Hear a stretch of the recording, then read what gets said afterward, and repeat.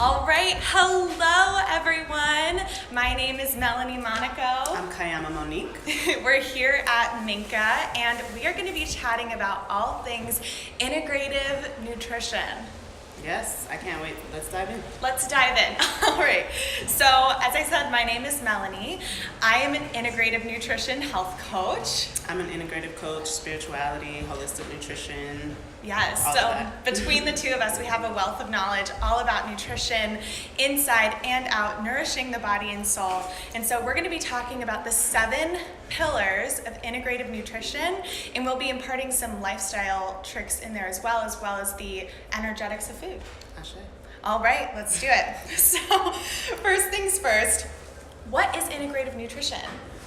Well, integrative nutrition takes into account the fact that we are whole beings. Yes. So, primarily, we are holistically focused, organically focused as much as possible. We take into account that we need primary food, which we're going to get into. We are. And secondary food. So why don't we start there? Yeah, and I also want to just say that integrative nutrition is postmodern nutrition. Indeed. Right? Like modern nutrition is the type of deal where you go to see a nutritionist and they give you a list of foods you can eat and foods you can't and a meal plan, and you stick to it or fail. And we're not about that at all. So pillar number 1 is a focus on primary foods, as you were talking about. So what are primary foods? Primary foods are the ones that are intangible. We need love, primarily. We need touch. We need community. We need physical exercise, rest. We need creative fulfillment. What else do we need? We need to make sure that our careers are in line with our values. That's right. We need to make sure that our relationships are nourishing us on all levels. Absolutely. But I think it looks different for everyone. That's true. So what are some of your primary foods that you nourish your soul with? Number 1, my spiritual practice is the foundation. Without that, everything else, my relationships, my career, my physical activity, nothing matters without the foundation of my vibration, basically. And I nourish that through spiritual practice. Absolutely. I would say my number 1, which definitely has a spiritual element to it, is self-love. That's what my thing's all about. The self-love lifestyle. I think it is so important for us. So when I talk about self-love, I like to think of it as like we can accept ourselves, right? We can care for ourselves, but that's different than loving ourselves, because the way that you relate to someone, sure, you can accept someone, very different than loving someone. So I like to impart self-love into my life on all levels. And when my cup is full with self-love, I know that I can pour my cup into other people's cups. Absolutely. And give them love too. So. For me, primarily the difference between self-love and self-care would be just the compassion and acceptance aspect of ourselves. Being Absolutely. easy, being, just really caring for ourselves on every level, even our upsets or our mistakes, having acceptance about ourselves. So that's really great. Yeah. Yeah. All right, so that's primary food. So if you're watching here, whether you're live or after, go ahead and comment and tell us what some of your primary foods are. We would love to hear. So these are things that nourish your soul. And then we're going to talk a little bit about secondary foods, because you have your primary foods, secondary foods. What are secondary foods? It's all the yummy stuff. The veggies, the water, the proteins, the carbs, the healthy carbs. The food that you eat. Yes, the food that you eat. Food that you eat. But primary foods, number 1. That's Absolutely. our holistic integrative nutrition viewpoint. So pillar number 2 in integrative nutrition is integrating, there's that word again, dietary theories. So we understand the pros and cons of all these different dietary theories. Like, what are some that you kind of resonate with or don't resonate with, or just dietary theories that you are in your general domain? I don't really deal with the dietary theories myself personally. I'm not a dieter personally. Yeah. I've done cleanses in the past, and particularly the master cleanse, things like that. Yes. They didn't really work for me, so I don't really, delve into that field too much. But as far as I want to hear more from you. Yeah. Well, I mean, I agree. I think that for me in my personal journey, a lot of dieting just came from a place of wanting to change my body to look a specific way. And that's really not what we're about, because we want to allow our bodies to do its God-given right of healing itself by itself. So when you're imparting dietary theories and really creating a lot of restriction, what happens is you're just messing with your body's natural biomechanics. Like, your body wants to just be at its healthiest state. And the easiest way to do that is to, sure, you can look at all these different dietary theories. So for example, I know for my unique body that eating a plant-based diet is going to allow me to feel healthy, but that does not mean that, like, I don't save room for pizza sometimes. Yeah. So you can look at these dietary theories, and in school we studied like hundreds. Like everything.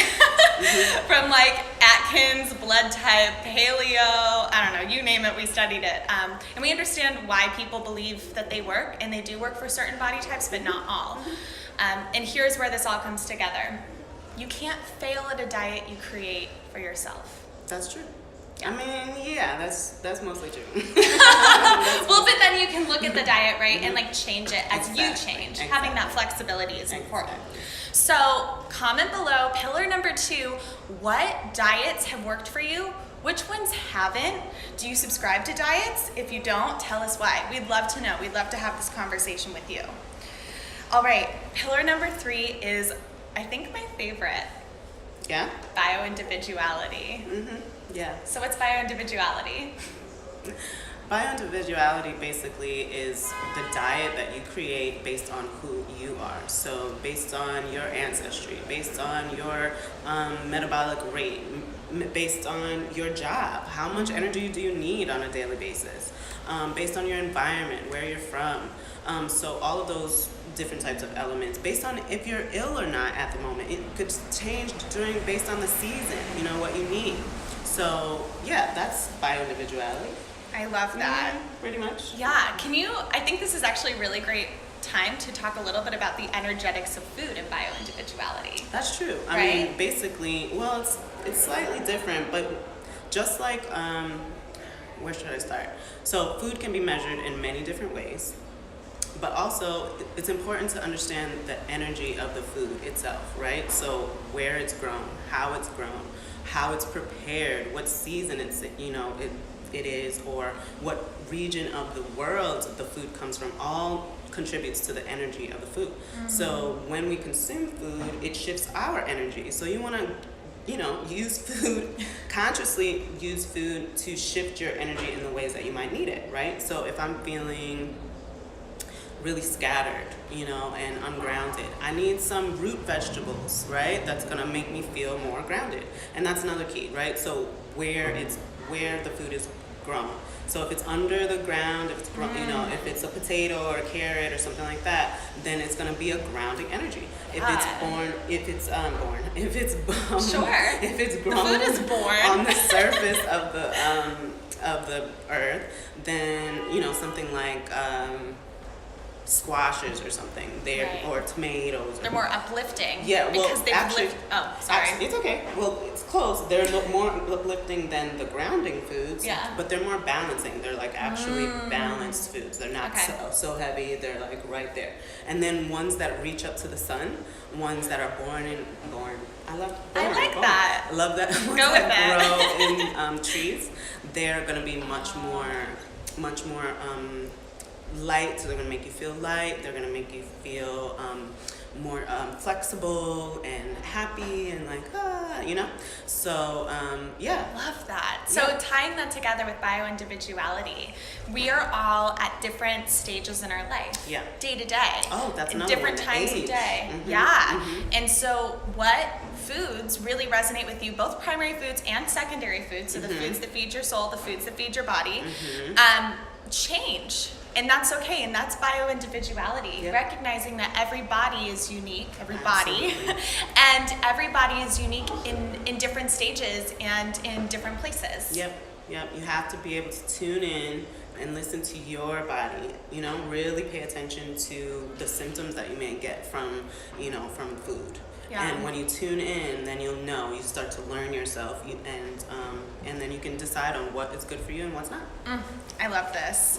All right, so let us know how you can utilize bioindividuality in your life, or what you think about this, or what kinds of foods are calling to you right now. Are you looking for the grounding foods, the more neutralizing foods, balancing foods, or the foods that are lifting you up?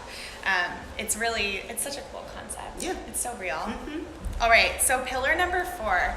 This is really big in my practice because I work a lot with women who go from binge and restrict cycles, so diet cycles. So this one is huge for me, and it is the concept of crowding out. So crowding out is all about not restricting. So I love to give a very concrete example for this, and one of my favorite ones is looking at sugar, because like all of us are like, oh, I eat too much sugar, I shouldn't eat sugar, sugar makes me feel all this, and we really demonize sugar. But rather than doing that, and rather than restricting sugar and the foods that you love, a great way to look at this is to crowd out the sugar with all of these other delicious foods. So, for example, if you are craving like a Hershey's chocolate bar, crowd it out with some delicious bananas or dates, right? So we're crowding out the foods that are not serving our bodies with similar but like plant-based versions that will really serve your body, really provide nutrient value for you, and allow you to feel amazing. Yeah, the way I like to think about it is I'll eat the bananas, I'll eat the dates, I'll eat all the good stuff all day long. And I'll say to myself, I'll allow, check in later in the day with if I'm still wanting something sweet. Right. By the time the nighttime comes, I don't have the room. I'm not really craving it as much as I would have during the day. Yeah. So during the day, I'll eat all the good stuff. And if I want a little tiny sweet at night, a little piece of chocolate before bed or whatever, then it's okay. So that's the concept of crowding it out. Like you could still have it, but eventually your taste buds, your body chemistry is going to change to the point where you don't really want it anymore. So you've pushed it out chemically and mentally by just eating more of the good stuff. Yeah, I love it. It is so important. Such a great concept. So what foods do you think you can crowd out with? Comment below. Tell us about the foods that maybe you're trying to restrict. And we know in eating psychology that restriction leads to binging. So restriction is not the answer, but crowding out is just a mindset shift that will allow you to make those healthy changes in a way that's really kind to you. That's true. So let us know what you can crowd out with. If it's coffee, try to crowd that out with, it doesn't even have to be food. Movement. What? Yeah, if you're like a coffee person in the morning and it's having some ill effects on your body, try dancing in the morning. That's a way to crowd it out, or moving or whatever. Get that energy Or have up. a glass of water. Oh yeah, right. Water. Let us not forget. All right, pillar number 5, trust your body. Given half a chance, the body will heal itself by itself. What are your thoughts about this? Absolutely. As you mentioned earlier today, the body just needs the building blocks, the space, the time to do what it's naturally wanting to do. Homeostasis is our natural state, and the body is designed to do that. But when we're filling it with, chemicals, we're, going first to the pharmaceuticals or negative thoughts even. We don't give the space and the time that our body needs, or the building blocks. It needs the macro and micronutrients to do what it does. So if it doesn't have those building blocks, if it doesn't have the time or space, then it can't effectively heal itself the way it wants to. Yeah, and bioindividuality, as we talked about earlier, plays a really large part in this, because this looks different for everyone. Every body is unique, and so a lot of what we talk about in integrative nutrition is, of course, trusting your body, but listening to your body. Absolutely. Trying things out, experimenting with your body. You can have fun with it. Like, we don't have to be super serious as we explore what works and what doesn't work. That's true. Yeah. All right. So let us know, what you can do to trust your body. How are you going to practice trusting your body? What are some things you can think of? Because I know we have lots of things, but we love to hear from you too. All right. Pillar number 6, deconstructing cravings. Oh, fun. Yeah, this is a big one. So cravings, I love this quote. So this is from the founder of the school that we went to, and he says, and I might switch it up a little bit, but Joshua Rosenthal, he said, your body doesn't make mistakes. It is a super biocomputer. I love that. Your body maintains a healthy temperature. Your heart never misses a beat. Your lungs never forget to breathe. If you are craving something, listen to your body and find healthy ways to satisfy that craving. So what do you think about this? Yeah, I mean, it kind of goes to the energetics of food again, where, if you're craving sweets, it's probably because you had a lot of salt recently. Or if you're craving something crunchy, you may have been, consuming a bunch of, a lot of liquids, a lot of moist foods. So your body tends to crave the opposite of what you've been giving it.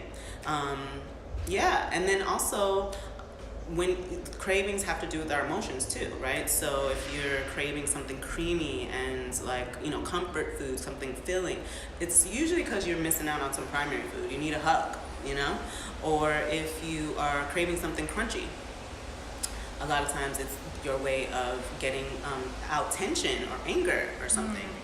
So just listen to those cravings, let yourself have them, and preferably a healthy version of whatever it is, like a raw organic brownie instead of the other kinds. Yeah, that's like crowding out. Yeah, exactly. Yeah. Well, and I think the emotion part, of course, I have like a little bit more eating psychology with what I'm doing, the way I look at food, but the emotional component is so important, and a tool that I give my clients and something I practice myself all the time when I have cravings and I'm not hungry. Because when you are hungry, you can crowd out with primary food.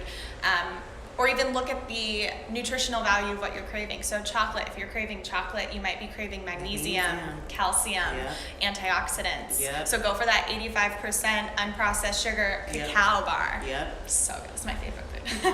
But getting back to what I was saying, this tool I use, when I'm craving and I'm not hungry, I ask myself, what am I trying to soothe? What am I trying to soothe? And then I come up with 3 other ways to soothe this issue.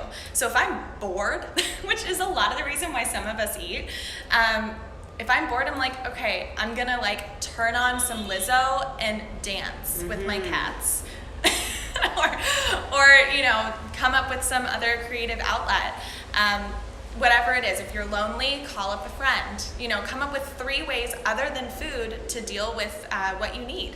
And while you're thinking of those 3 things, have a glass of water. Yes. Because a lot of times our cravings, we're just dehydrated. Yeah, that's so real. That's foundational. Yeah. H2O. So think of the 3 things while you're sipping on some water. I love that. Water is so healing. Yeah, it's about, I got 99 problems and water heals about 98 of them. Oh my God. I love that. All right, so pillar number 7, we've made it to the last one. Pillar 7 of 7 is the same diet and lifestyle recommendations will really help everyone across the board. So pillar number 7 has 6 components. So component number 1, water. Bing, bing, bing, bing, bing. That's it. It's the best thing you can do for your body. Yeah, we are 70 to 90% water, and when we don't allow that water to be cleansed, when we don't allow the water to circulate, that's when stagnation happens, Yeah, absolutely. Another one is less meat, milk, sugar, chemicalized, artificial junk food. Yes. I mean, yeah, that's just across the board. You are less what of you it. eat. Yeah. So if you eat the chemicalized, if you eat the processed, you literally are becoming a chemically processed being, and you don't want that. I do have a footnote to this though. I do believe that when you are most of the time eating in a really lovely, nourishing way and you're caring for your body, you have 1 bag of Cheetos, it's not gonna do very much. I get that. And one thing is great about it is that when you are eating mostly healthy food and you have that Cheetos, it's not going to taste the same. It's true. It does. And you might change. notice your symptoms a lot quicker. Yeah, absolutely. You become way more in tune with what you're eating. Yeah, more sensitive. Yeah, but partnering with that, more fruits, vegetables, whole foods. Yep. Not necessarily the grocery store, but like the whole food, like an apple. Yeah. That's a whole food. Yeah, and a whole sweet potato. I love sweet potatoes. Yeah, easy. More plants. Eat a variety of food, mostly plants. Yeah. Less stimulants like coffee, alcohol, and sugar. Yeah. It'll just allow your body to function at a more optimal level. Absolutely. Appropriate protein. This is a really big one. I, being plant-based, I don't really eat meat protein, animal protein, but bioindividuality. Do you eat animal protein? Once in a while, yeah. I have fish, so I am a pescatarian. Yeah, so different for everybody. All right, adequate rest is the last one. Yes. Get your sleep, people. Get your sleep. All right, friends, we are out of time here, but it has been so wonderful chatting with you. Feel free to comment below. Where can our friends find you on Instagram? I'm at KIY.AMA, Kiyama, Monique. Kiyama Monique, and I am at the Self-Love Lifestyle. So we'll comment below too, so you can check us out. And of course, thanks for following Minka, and thanks for being here with us today. And come on in for some community acupuncture. They're setting up right now. We're tagging. Say hi, tagging. Peace. Come on in for community acupuncture. We're here Monday through Saturday. Yeah. The only day we take off is Sunday. Wow. Every day of the week. www.leffortsacupuncture.com. Yeah. We're also on Instagram too, @leffortsacupuncture. I gotta get my plug in. Yes. Peace. All right, Namaste, friends. everyone. Yeah.